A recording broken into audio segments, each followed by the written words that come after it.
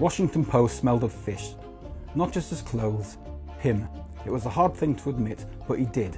He smelled of fish, one of the stinkiest things you could smell of. Even fresh fish honked. If he were to compile a list, and he frequently did, of the worst things to smell of, fish would be number 2. Only an actual number 2 would be worse.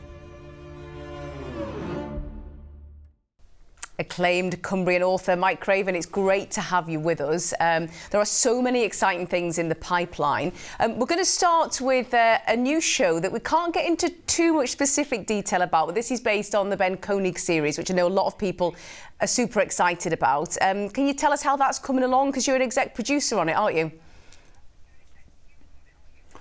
I am, but executive producer for authors doesn't mean a huge amount. I think they much prefer it when the authors keep away and stop offering their opinions.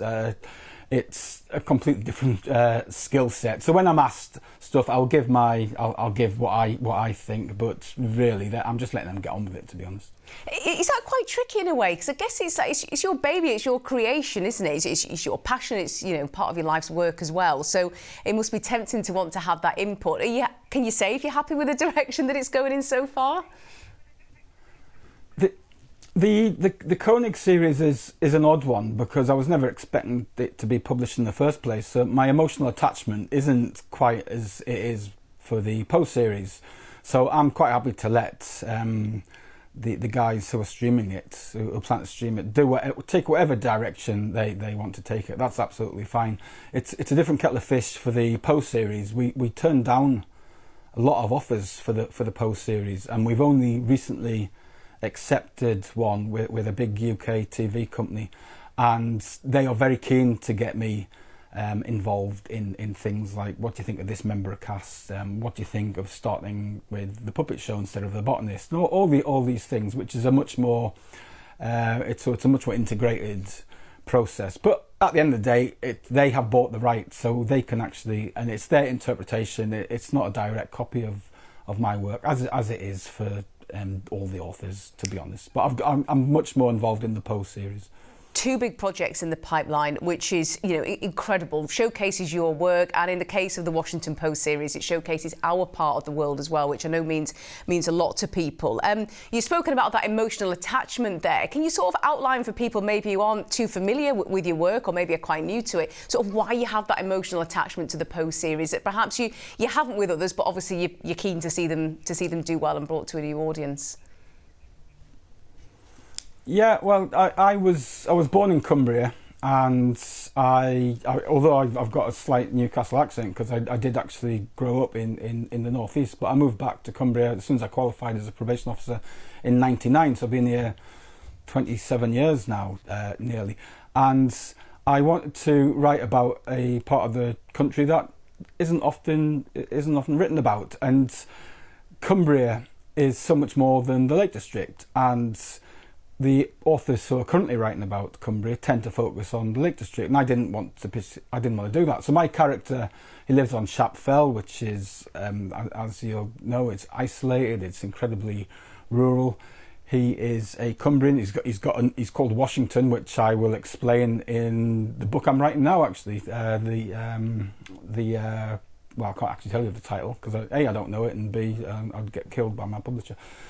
So yeah, so he's got a strong attachment to Cumbria. I've got a strong attachment to Cumbria, and I like showcasing the parts that perhaps aren't written about as much. And because I get recognised a bit now, I do have that local attachment to it, and I get a lot of local feedback about, why don't you feature this place? Why don't you feature that place? And well, I wasn't sure about the way you talked about that, and some people will go looking for places that I've made up. Sometimes they'll even argue with me and say that they've actually found this place. So Poe lives in a cottage on Shap Fell, and some people swear blind that they've visited it, and one person has even said they spent the night there, and I've completely made it up. That is the power of a good book, of a good read, and getting so engrossed in it. So I think even though there's a bit of fantasy on behalf of your fans there, Mike, I think that just is testament to the absolute power of it. You mentioned the new book, which you can't give out too much away about. It's coming out this summer. Can you tell us anything about what readers might be able to expect from it? I know we can't get a title, but anything else? No, yeah. The titles. The book I'm writing now is the one after this one, because you tend to work at least 18 months ahead. So the book that's out this year is called The Killer's Mark. It is the 8th Poe and Tilly novel, and it is very much a Cumbrian book. The previous book, The Final Vow, was a sniper terrorising the country. This one is a much more local book. It's set in Carlisle, the majority of it. I have seen the cover, and I think people who live in Carlisle are going to be particularly delighted with the cover. It'll be revealed in the next couple of weeks, I think. But this is probably the most local book I have written, probably since The Puppet Show, actually. So it's... Again, I can't give too much away because it involves a 5-year investigation that the National Crime Agency have been running that Poe was unaware of. Somebody drags him into this investigation and he's unwittingly becomes part of it, and Poe being Poe, he basically just takes it over and runs with it and causes chaos, and he's ably helped by Tilly, as he always is. It sounds very intriguing, and that cover certainly sounds like it's going to be a delight for people and fans in Carlisle.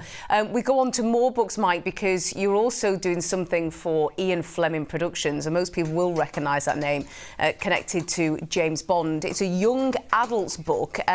What specifically does that mean? How does that change things? And can you tell us a bit about that? I feel like I'm pushing my luck here, but I'm going to ask anyway. It's for middle graders, so it's 8 to 12 years old, 8 to 12, and it's a brand new thing for Ian Fleming. They've done young adult books before. Charlie Higson did The Young Bond. This one is for middle graders, and Bond is a teacher, and he's teaching the next generation of 00 agents.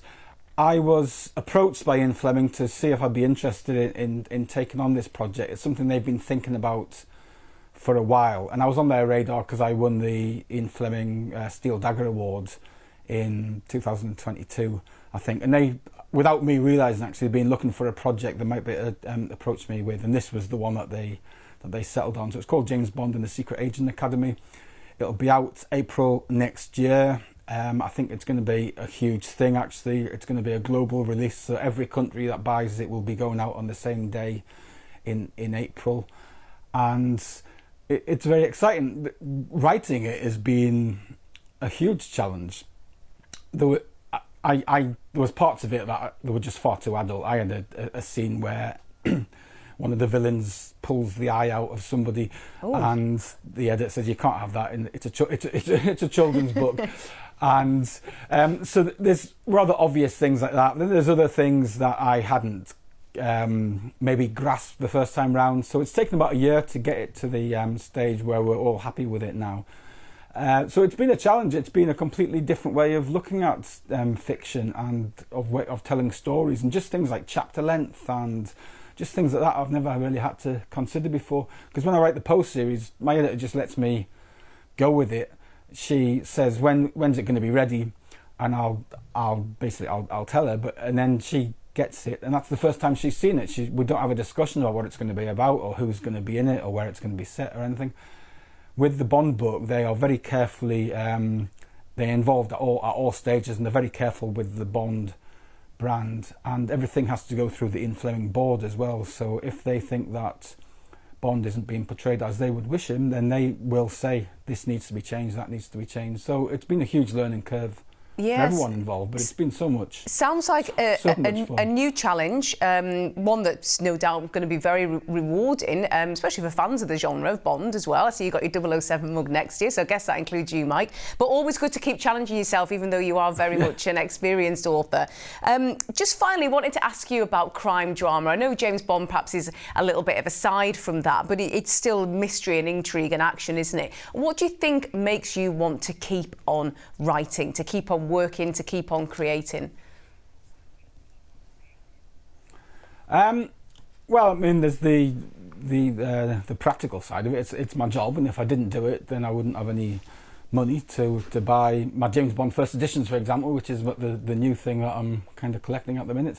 But it's something that I used to do in my spare time because it's something I absolutely love. And I've been a full-time writer now for about 11 years, and I look forward to coming to work every day. I'm filming in my office now, which is about 3 yards from my bedroom, so my commute is a dream, to be honest. In fact, it takes me longer to walk downstairs to get a coffee than it does to actually get to my office. So, but I absolutely love the craft of writing. I love the crime fiction drama. It's still the most popular genre in fiction. Has been for the last few years. It's held off the romantasy stuff, which was making, and it tried to take the crime fiction title, but it miserably failed. And I think it comes back to the world is such a horrible place sometimes, and we read about horrible things happening all the time, and a lot of these things that happen don't get a satisfactory resolution. But with crime fiction, they almost invariably do. So the bad guy always gets his comeuppance. Poe always catches who he's trying to catch. They always get 20 years in prison, or they don't even make it to the end of the book. I think that's why people like the crime genre. Of course, they like trying to solve the problem before the detective gets there. There's any number of reasons why they enjoy it, but I think ultimately it's because it always provides a nice little payoff at the end. I've never thought of it like that before, Mike, and that is absolutely fascinating. I think you may well be right there. Really appreciate your time. Congratulations on all the good things coming your way. New books, new series, big TV and streaming series too. We're very proud of you as one of our own, and we wish you all the very best for the future. Thank you very much. Thank you.